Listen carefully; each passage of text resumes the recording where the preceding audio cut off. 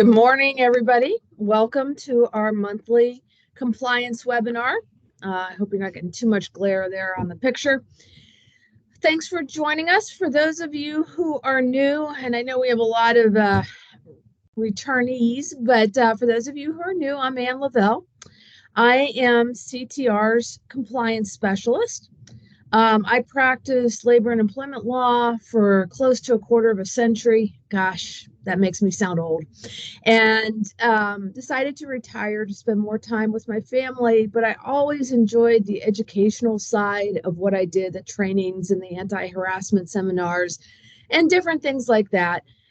So when CTR asked me to do this, it was right up my alley. So we do these once a month, typically, almost always on the second Thursday of the month at 11 o'clock. They are recorded.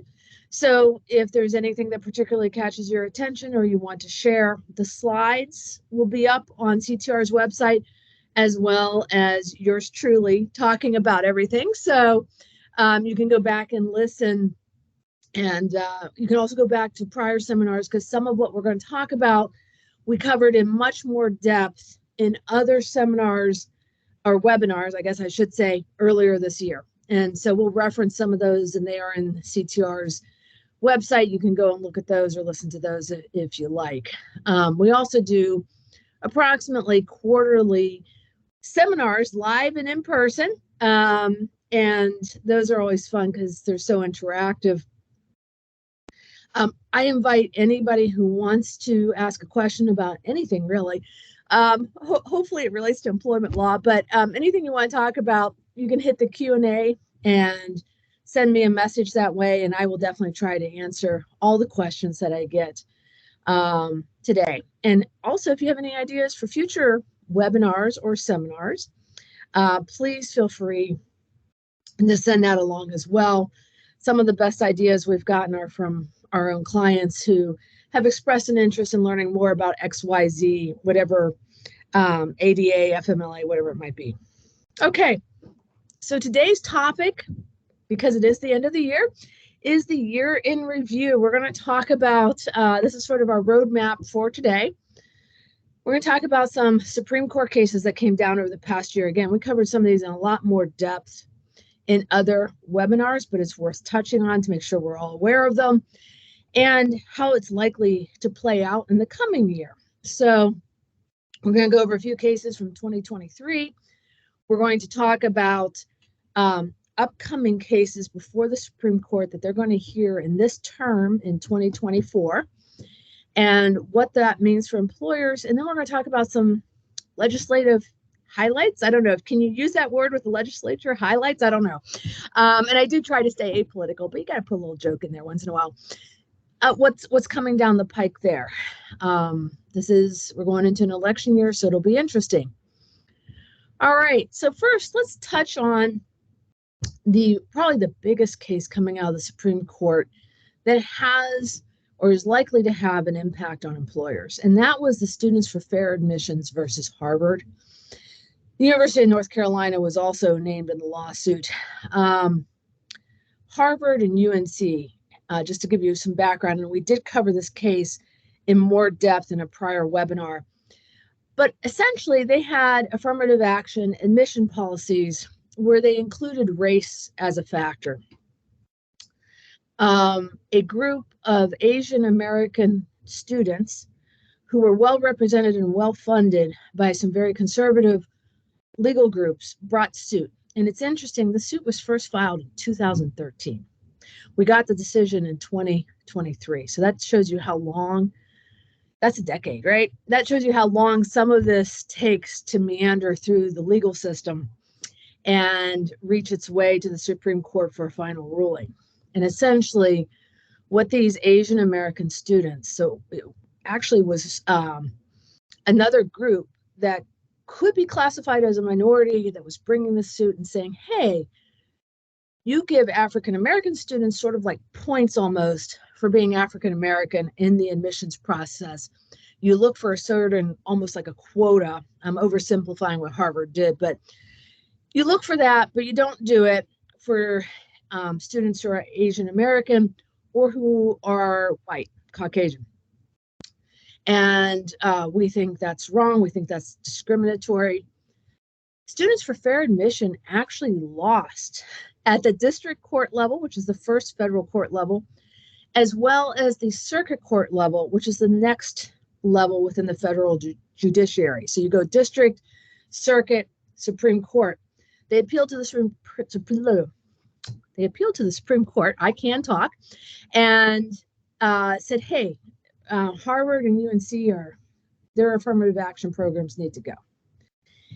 And guess what? Our very conservative Supreme Court, you probably heard this, agreed with them and said, yes, you cannot have an affirmative action program that looks like this. You can consider race. So if somebody wrote in like their college essay, hey, I was a certain race and it helped me to build character because I had to overcome X, Y, and Z, or I was from a broken home, or whatever it is, the court said, yes, you can do it on a case-by-case basis, individual by individual basis. If somebody writes about it in like their college essay to say how they're an overcomer and how they have achieved and whatever, but you can't just say, hey, Anne Lavelle is a certain race, so we're going to give her extra points essentially to help boost her admissions score, so to speak. They said it basically violated the 14th Amendment, the Equal Protection Clause. The 14th Amendment was enacted after the abolition of slavery, and basically tried to say that, although not completely effective, that it was leveling the playing field for all folks. Everybody was equal. And these schools received federal funding through financial aid, and the court said, hey, you're subject to what's known as Title VI, and you can't do this anymore. Forget it. Why do employers care about this case? Should we care about this case? This involved higher education, right? It involved Title VI. Every employer who's sitting on this call right now is probably going, what the heck is Title VI? I never heard of it. I thought I was covered by Title VII. You're covered by Title VII, not Title VI. Title VII involves employment law and talks about you can't discriminate in employment. The reason employers need to care about this case and keep an eye on the litigation that has subsequently followed this case is that we've got some really well-funded plaintiffs by the same or similar conservative law groups that are now going after employers on a very similar theory, because a lot of employers have diversity, equity, and inclusion initiatives. And I am by no means saying to jettison those initiatives, but Amazon and Google and some other really large companies that have offered programs that are race-based initiatives. So for instance, Amazon has a bonus program and a small minority business startup program where they will give significant bonuses, like up to $10,000, to minorities that come to work for them, either as like an independent contractor or as a business associate if they're a minority. The minorities are limited, just like it was in Harvard, basically to African Americans and not to Asian Americans. Some of it is applicable to Latinos, but not all of it. And so they have been sued several times, and it's working its way through the court systems, just like the Harvard case worked its way over 10 years, to say, goodness, this is just like Harvard, except in the employment setting. Same thing for some law firms. I was with a very, very large law firm. A lot of the large law firms, because we're seeking to do DEI initiatives, would give scholarships and certain mentoring opportunities to students of color. And again, I'm not saying we should jettison all this, but we need to keep a close eye if this is something that we're trying to achieve, that we're going to stay on the right side of the law. And so the cases like Amazon and Google, which had a fellowship program or still has a fellowship program that won't take anything but essentially African Americans, we got to look at those cases, because now that we have the Harvard case, which was successful in front of a very conservative court, the commentators out there are concerned that we will have the same result in the employment world. And so as we look at DEI initiatives, it's best if we're looking at them on an individual basis, if we can.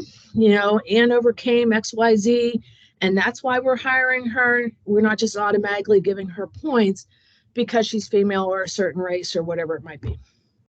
So definitely something to be aware of and consider if you're in HR, and especially if you've got a DEI initiative that you're trying to build on. All right, moving on. Now, this case, a lot of you are probably like, my employees aren't making this much money, so I don't care. But Helix Energy involved an employee who was highly compensated, well over $100,000 a year. And they had a falling out between the employee and the employer, and the employee turned around and sued them for overtime. And the employer said, what? We paid you like close to $150,000. You were a highly compensated employee. We're not paying you overtime. And the case wound its way up to the Supreme Court. The problem the employer had, and the reason that we should all care about this, even though we may not have a bunch of employees running around who make $150,000, is the way the employer paid this individual was not on what's known as a salary basis. So in order to be exempt under the FLSA, and I sound like a broken record sometimes, but this is so important. You have to meet the duties test. In other words, the person has to perform certain high-level duties. And we've done a couple of seminars at this point, or webinars, about what that means. And they also have to be paid on a salary basis, which means that their compensation has to be over a certain amount each week. And we'll talk about how that's likely to change next year. It cannot vary based on the quantity or quality of work. So if we're going to pay Ann Lavelle $1,000 a week, you can't ding me because this week I, wasn't very productive, and so you're only going to pay me $950. The employer's argument here was, hey, if you look at what this guy got paid over the entire year, we're well over the magic numbers for the salary basis, well over them. And the court said, hey, sorry, folks, the FLSA is strictly construed, essentially, and that's very important to us. In other words, they're going to interpret it as strictly as they can, usually in favor of the employee. And you did not pay this guy on a salary basis, because although if you look over the whole year, he might have made close to $150,000, each week his salary varied depending on certain factors. And so this employer lost this case in a big way, because not only did they pay to go to the Supreme Court, which I guarantee you is probably $1 million in attorney's fees, they now owe this guy overtime. And because he was so highly compensated, his overtime rate was astronomical. So not a good result for this employer. An important lesson for all employers, though, that salary basis, it doesn't matter what the yearly comp is. It doesn't matter if, hey, on average, I did it. We literally need to make that salary basis consistent every single week. And of course, we need to meet the duties test, which we talked about in another webinar. Okay. If I can move on here. Okay. The computer does not want to move on all of a sudden. That's all right. We'll get there. All right. Okay. There was another case. Those of you who have unions might be interested. We'll just touch on this briefly because I know there's not a lot of union employers here, but this is important because it goes against past precedent.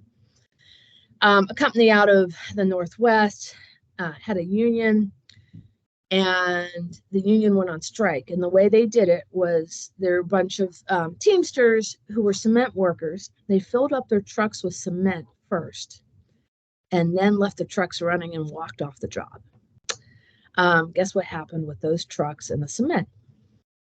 Not a good outcome. And the employer said, hey, you have intentionally destroyed. You knew what you were doing when you walked off the job that way. And you're responsible for our property damage.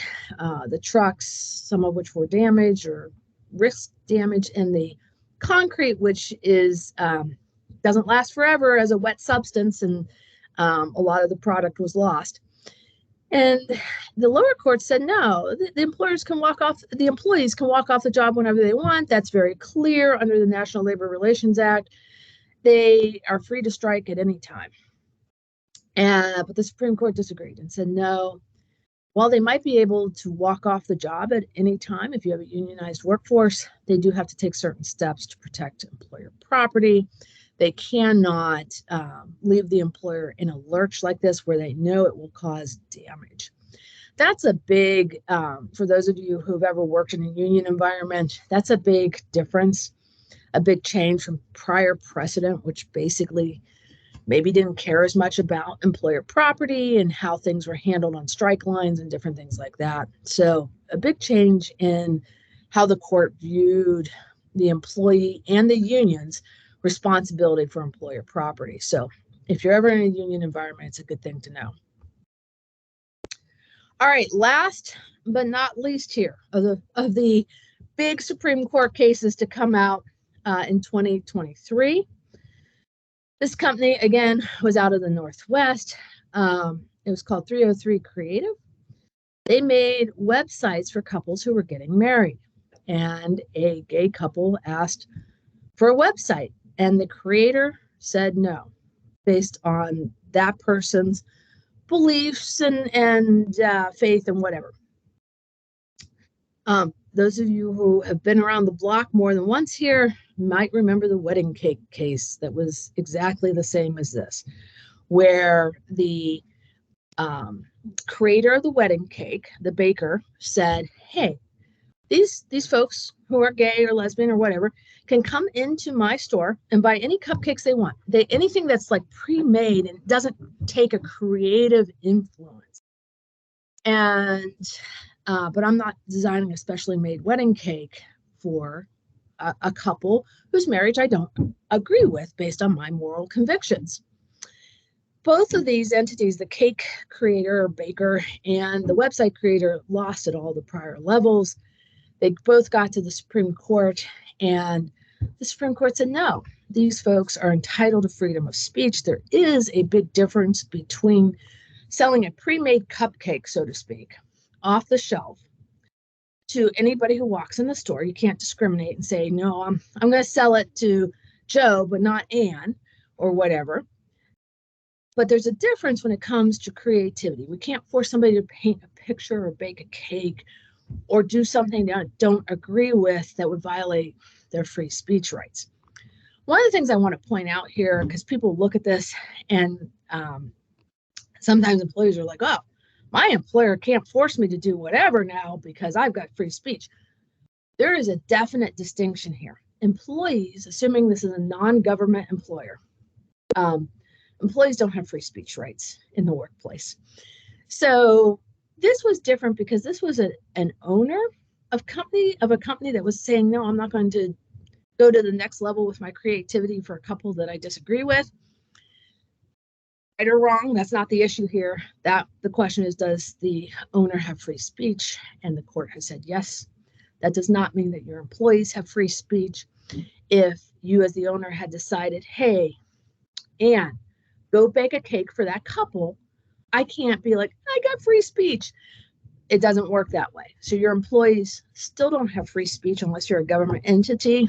But if you were the owner and decided at like, hey, a very high level creativity, not just an off the shelf product, I may have moral objections for whatever reason, you may be able to say no, but your employees still don't have that free speech right. So that's an important distinction. All right, moving on.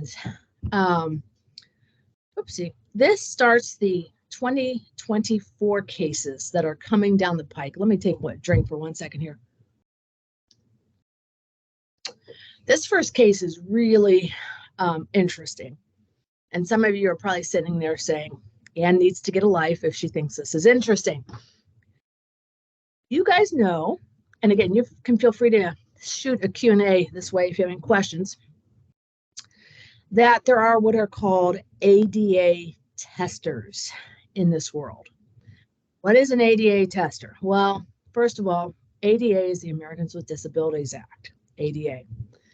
It applies to all employers with 15 or more employees. It applies to all places of public accommodation. So if you're a business that invites people in, like a restaurant, a hotel, even just to pay my bill, maybe I walk in and pay my bill to you, whatever it is. It applies in both those scenarios. And so when people think of the ADA and having a business that's accommodates disabilities, they usually think about like the wheelchair ramp, or those of you who have gone through the ADA interactive process with an employee, how do we accommodate a disability of the employee? An ADA tester is none of those. An ADA tester, and these folks have been around for a while, is somebody who's a disability advocate. And that's a good thing, right? We should have people who advocate for those with special needs. And that person who's almost always disabled themselves goes sometimes in person and sometimes not in person and tests businesses. So those of you who are familiar, and this is going to go back a few years, with Northway Mall out in the North Hills, they had an ADA tester case where the person went in and they really weren't interested in shopping at the mall. They were testing to see if the facility had the appropriate accommodations for somebody who's disabled, and they claimed at least that the bathrooms were not wheelchair accessible. That's an ADA tester case. This one is out of Maine, and it involves a hotel. And again, just because you don't run a mall or hotel does not mean you're not covered by this, because it's any place where the public can sort of walk into, or your employees, right? And this person got online, right? Just like you would get on Expedia or something else, and looked at the hotel's website. They had zero intent of actually ever visiting this hotel or visiting Maine in general, apparently. And they looked, and the hotel website was arguably deficient. It did not say what type of accommodations they had. So if you look at many large chain motels, hotels, it will say, we have rooms that are accessible, right? Accessible bathrooms, accessible this, that, whatever. They even have rooms for the hearing impaired, different things like that. This website just talked about the beautiful property. It did not talk about whether the bedrooms or the bathrooms or anything else, the living common areas were accessible or not. And so this person, who's a tester, who had zero interest in visiting this hotel and admitted they were never ever going to go, turned around and sued. And the way these lawsuits work is it's like a factory case almost. They just keep filing these cases with an attorney who's also an advocate, a disability advocate, and they keep filing them in the hopes that they're going to encourage these businesses to be ADA compliant and accessible to all individuals regardless of disability. There is, of course, a financial component to it as well, that if they win the case, there is a monetary payout, presumably. So the hotel objected and said, hey, you didn't even want to come there. There's a fairness issue right here, what we call standing in the legal world. You never wanted to show up at our business anyway. You looked at our website. You didn't bother to even call us and find out if we could accommodate you. And that's not fair and not appropriate.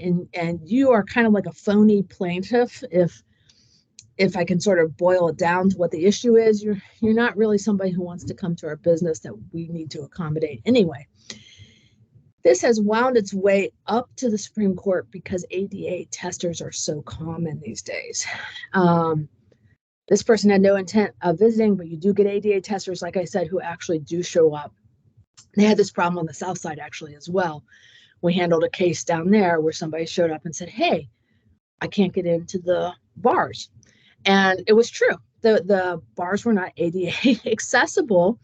Very simple switch, install a doorbell, or very simple fix, I should say. Install a doorbell, they hit the doorbell, an employee brings out a ramp. We're now ADA accessible. So being ADA accessible does not mean buku bucks necessarily, but it does mean you need to be thoughtful, particularly since these tester cases are gaining more and more ground. The court is going to decide essentially whether ADA testers are good plaintiffs or not. And I'm kind of oversimplifying that, but that is what we're looking at, because these businesses are being targeted by this industry, which those of us who are pro-disability advocates are saying, hey, it's a way to get employers and businesses to pay attention. And those who are maybe jaded and sarcastic, I don't know, say, hey, it's a cottage industry. You're making money off of these businesses. Why don't you like call them up first and see if they'll comply? Something to look at and something to be aware of. All right. This is also an interesting case. And again, some of you may be wondering about what I do with my life, that I find this interesting. But this is a lady named Muldrow who worked for the St. Louis Police Force. Again, this is going to be heard this year by the Supreme Court.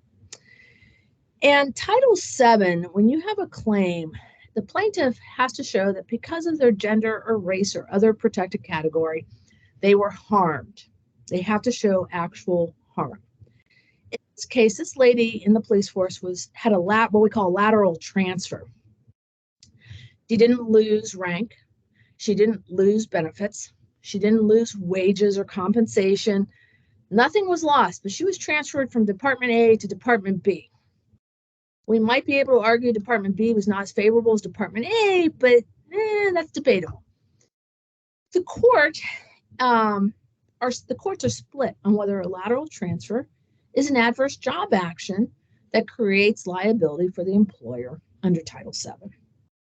The Supreme Court has said, hey, we're going to address that because there is a split in the U.S., depending on which circuit you are in this country, whether a lateral transfer is discriminatory or not, whenever the person doesn't lose any benefits. Right now, we're in a circuit that hasn't really addressed this, but it's interesting because this may open up avenues for employers if the court says, hey, a lateral transfer without any demotion or loss in pay or loss in benefits is not discriminatory. That may open up options for employers to transfer folks around when there are issues. If the court says, yes, a lateral transfer is discriminatory because the transfer in and of itself is an adverse action, which is what some of the lower courts have said, then we know where we stand. And we know that we have to be extra cautious about transfers within a company when we have somebody who may feel like they've been discriminated against. Okay. Moving along here. All right. Let me take one more drink here.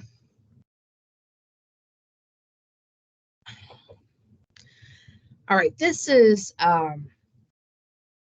a really interesting case. So I wish we were at a seminar right now that I could ask folks to raise their hands if they have ever been through an EEOC, an Equal Employment Opportunity Commission charge of discrimination, or a Department of Labor investigation.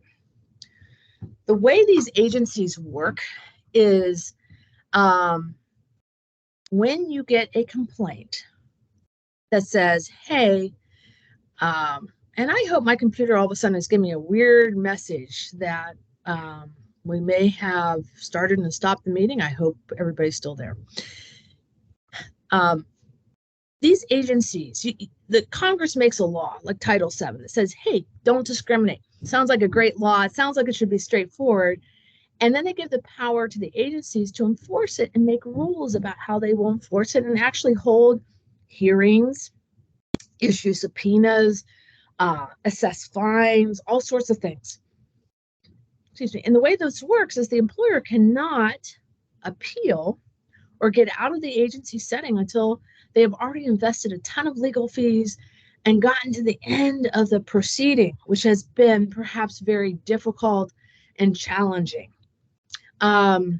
This case involves the SEC, which is securities, but it has the same impact for the EEOC, the DOL, et cetera, depending on how this is decided. And what the court is looking at is it's saying, hey, too much power to these agencies. It's denying people of their due process rights. It's denying employers and companies. They can't get an appeal to an actual court until they're at the end of the agency process, which has been a couple years probably, and a couple $100,000 in attorney's fees and whatever. It's not fair to them. And these agencies have taken over too much power from the legislature that wasn't given to them. We're waiting to see if the court agrees with them or not. We have a pretty conservative court. And so we may find that they agree that these agencies have too much power and that there should be appeal rights and due process rights, which currently don't exist at the agency level, whether you're talking about an EEOC discrimination charge, a DOL wage and hour investigation, or whatever it might be. So while this involves securities, it's a very interesting case to know whether or not the court is going to say and sort of upend all these agency procedures. That could really put a monkey wrench in things, because that is how our legal system works these days. And it's be interesting to see if the court agrees that that is how it should work or whether it needs to be revamped. All right. This is a whistleblower claim that's coming up before the Supreme Court. It has impact, though, for any company that's ever faced a retaliation claim. So taking a step back, whenever you get a discrimination claim as an employer, usually the discrimination claim is the least of your worries.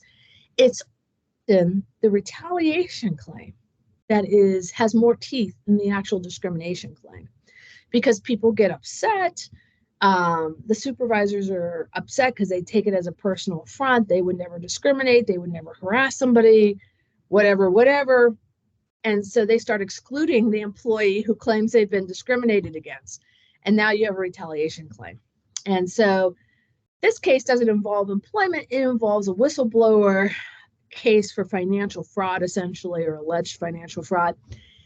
And the question is it enough that the whistleblower claim, or in an employment setting, a discrimination claim, was part of the decision to get rid of the person? Or does it have to sort of be the primary motivator to fire somebody or get rid of somebody? And so depending on how this case is decided, it could boost retaliation or whistleblower claims against employers if the court says, hey, it just has to be one factor. It doesn't have to be the motivating. Sure, Ann didn't show up for her job for the last 2 weeks, but we also know she has a whistleblower claim or a retaliation claim. We're firing her. Is that enough to show retaliation? Or does the fact that I missed like 2 weeks of work, is that enough to save the employer and say, hey, that was like a legitimate concept to have Ann show up for her job and she didn't do it? So we'll see what kind of standard the court comes down with. Again, there's a split in the US as to what this standard should be. So we'll see if they go with the higher standard of showing that retaliation or whistleblowing has to be the main reason for firing me, or whether it's enough that it just be one little factor in how I got fired. All right, moving on to the legislature. So we did a whole seminar on this about the new FLSA proposed regulations. So this is not law yet. This is not a final regulation. The way the regulations work is agencies like the Department of Labor issue regulations in a proposed format. Then there's 60 days of public comment. That ended in early November. I think it was November 7th. Then the DOL digests and supposedly reads all the public comments. They read some of them. No, they do read and consider them, because they will address some of the major comments that are brought up of why the regulation should or shouldn't be finalized. The proposed regulation increased the salary basis. If you remember, clear back to the Helix case from this year with a highly compensated employee, and we know the FLSA is going to be sort of strictly construed against us on that salary basis. The FLSA proposed regulations essentially say, hey, we're raising this from $455 a week or whatever to $1,059. It's actually a little higher than that per week right now, but we're raising it to over $1,000 a week, and we're going to tie it to a metric that automatically includes like an inflation index each year. So you have to, it's a moving target. And this will create many more individuals who are eligible for overtime if they don't make the salary basis of 1,000 and some per week. And that's, at least from the DOL's viewpoint, helpful to these individuals. So the comment period ended in November. They got a boatload of comments, not surprisingly, from businesses as well as employee advocates, arguing both ways on this. I expect final regulations here in the first part of 2024. They will be challenged. Every time the DOL raises the salary basis, it gets challenged. And so we should expect a court challenge that will end either in favor or not in favor of this. But in the meantime, and you can listen to the prior webinar, employers need to prepare that if this becomes law in 2024, which is a possibility, that they at least know how this will impact them. Because oftentimes by the time you get to the court and you get the court decision, you have very little time to prepare. The last time this occurred, employers had like less than a week to get their act together to know when or who would be entitled to overtime. And so the prudent steps to take right now, and again, we cover this in more detail in the other webinar, is look at who is exempt right now, but under the 1,059 threshold. Those people will no longer be exempt because they won't meet the salary basis. And so those are the folks that you have to make a decision that if this becomes law, do we just say, okay, we're going to pay them overtime now and keep track of their hours? Or do we say we're prohibiting them from working overtime? Or do we handle it in some other way? Do we hire more people? How are we going to do this? And so businesses should look at this now and say, does this impact us? Do we have one person like this, or do we have 50 people like this that we need to prepare for the impact? Okay. This is also a critical thing for a lot of employers. A lot of employers utilize non-competes, which essentially says when you hire me, that I promise not to compete against you if I leave the business, because presumably I will have learned a lot of trade secrets from your company. Maybe I'll know customer lists, maybe I'll know marketing strategies, whatever it is. And so when I sign on, I sign a non-compete that says, for 6 months or a year after I stop working for you, I'm not going to compete in a similar industry. You want to know an interesting little fact?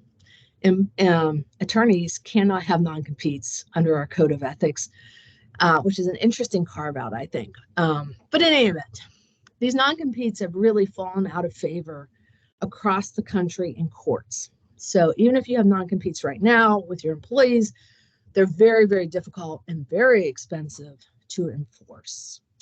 If you fire the employee in Pennsylvania, you almost never can enforce a non-compete because it's hard to show they were so valuable and knew so much if you actually fired them for incompetence or being a bad employee. The FTC, the Federal Trade Commission, has taken up this issue, and their goal is to ban non-competes except in really high-level situations, like I'm an owner selling a business, right?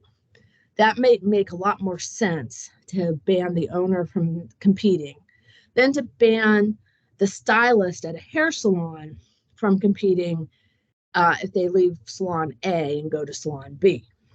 That person's a relatively low-level employee. Yes, they can take some customers with them, but doesn't have the same impact of an owner selling a business and then the next day opening up a new business. This vote was supposed to have already occurred to ban non-competes. It has been delayed to April 24th because of the volume of public comments that the FTC received about this. So if you are a business that relies on non-competes, this is particularly true with salespeople, a lot of them have non-competes, you need to look at that non-compete. You need to look at what the FTC is saying. You need to consider other avenues of protecting your trade secrets. Presumably you have non-solicitation, non-disclosure, non-disparagement, perhaps, language in your agreements. You need to look at that and say, if non-competes get banned and my employee does not fall into an exception, they're not a high-level person, they're not an owner, that sort of thing, how do I handle this it's good to be prepared, because not only are the courts not really embracing non-competes, but now we have a federal agency that's saying we don't go for this either.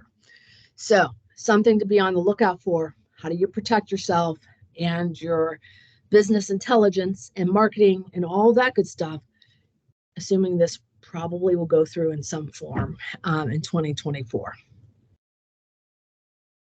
Aren't I full of good news today? Okay, I feel like Scrooge and not, the ghost of Christmas past or something here. All right, last but not least on our list here, this has been out for a couple of years. We covered a leave type absence seminar last month, which has some little hiccups because of technology, but after a bunch of questions. And so it was wonderful from that perspective that people were looking at this and talking about it and thinking about it. These leave laws have been in place for a couple years, actually. But for the first year of their existence, they didn't have any teeth. They didn't have any penalties. They didn't have much of an investigative body looking at things. There wasn't much to them in terms of meat and penalties for employers. Guess what? They now have penalties. That 1 year has passed for both of these laws. We have been in a setting where you can have penalties and investigations for most of this year. That will continue for next year. We can only expect this to ramp up as those agencies get more experienced with investigations and with assessing penalties, and as they think employers should know better than to do some of the stuff they're doing right now, which is not complying with these laws. And so very important, if you're in the city of Pittsburgh or have workers in the city of Pittsburgh, same thing with Allegheny County, look at these laws.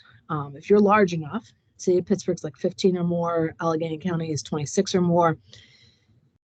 And if you have workers, even if you're in Butler or Washington County, but you have an employee who goes in to Wexford all the time in Allegheny County, that employee is going to earn paid leave time.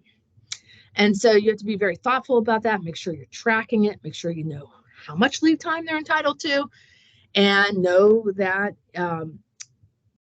you are open to penalties and investigation at this point if you're not complying. And there's posters too. We covered that in the last webinar too, but there's little posters you need to put up about this as well, if you're large enough to be covered. So that is what to look forward to in 2024. All good news. I appreciate everybody attending. If anybody has any questions, please feel free to shoot them up on the Q&A right now. I'll hang on for a minute. In the meantime, though, I wish everybody the best of holidays and the happiest of New Year's. May all good things come to you. And I appreciate everybody who attends these on a regular basis and all of our new guests. Take care, everyone.